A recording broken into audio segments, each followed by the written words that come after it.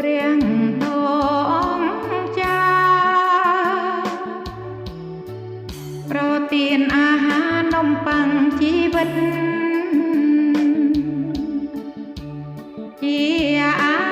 ហារពិតអង្គព្រះសច្ចរិតចុងពីសូគីយើងក្រាបវន្ទានឹករាល់វេលា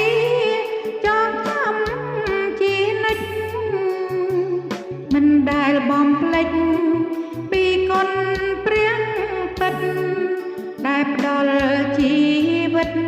ដល់យើងគ្រប់គ្នាលោហិតព្រះអង្គលាងបាបនៃយើងឲ្យបានស្អាតល្អព្រះគ្រីស្ទបវរមានព្រះដៃល្អតាំងសញ្ញាថ្មីដល់កូនប្រុសស្រីរំសាំងគ្រប់វ័យទ្រង់តែងប្រណីប្រទានពរជ័យដាច់បាបចង្រៃរួចពីទុក្ខភ័យដោយលោហិតទ្រង់យើងធ្វើកិច្ចនេះដោយចិត្តផ្ចិតផ្ចង់នឹកគុណព្រះអង្គចងចាំជានិច្ចយើងមិនដែលភ្លេចពីព្រះគុណឡើយអោស្ងួនភ្ងាអើយដោយសារទ្រង់ហើយទើបយើងបានរស់ព្រះអង្គសង្គ្រោះយាងមកប្រលំដាច់បាបនៃមនុស្ស